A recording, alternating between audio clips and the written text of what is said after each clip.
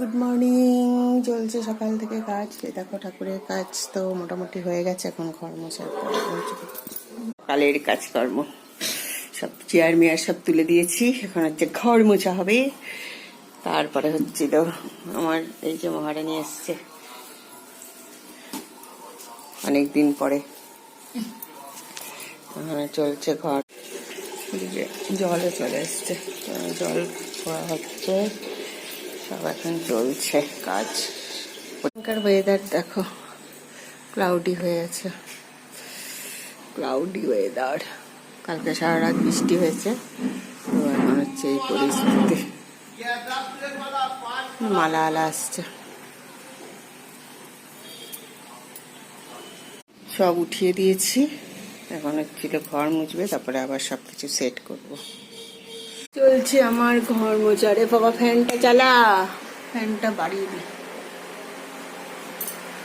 চলছে ঘর মোছা, ফ্যানটা চালিয়ে দিলাম, তাহলে তাড়াতাড়ি ঘর শুকিয়ে যাবে।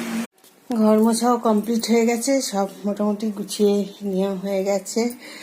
বাসন টাসন সব তুলে নিয়েছি, সব পরিষ্কার।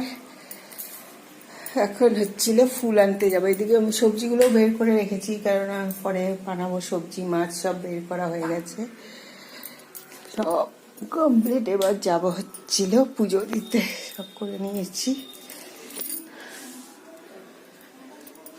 সকাল থেকে কাজ শুরু হয়, বাবা রে বাবা।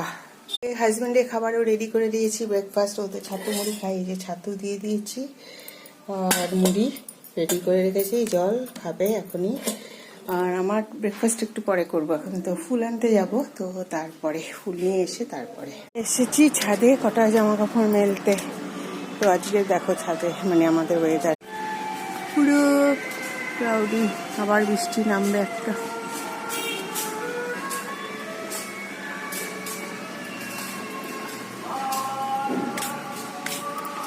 পুরো মেঘ আকাশে, আজকে বৃষ্টি হবে। আবার কালকে সারা রাত বৃষ্টি হয়েছে।